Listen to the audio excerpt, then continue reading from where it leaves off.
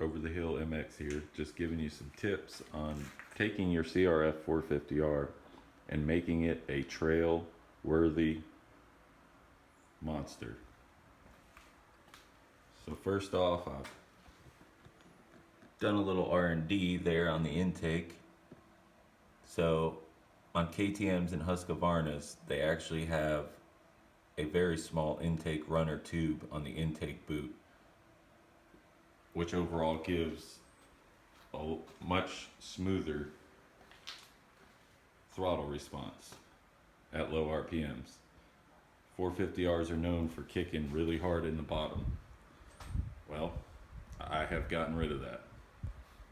Also, put 46 kilogram WP springs inside the KYB forks. Tremendous difference. Also running 2.5 weight oil in the rear shock and in the front. So that gives it a much plusher feel, a lot softer. Also put the kickstand on, Trail Tech. Other than that, that's pretty much it, fellas.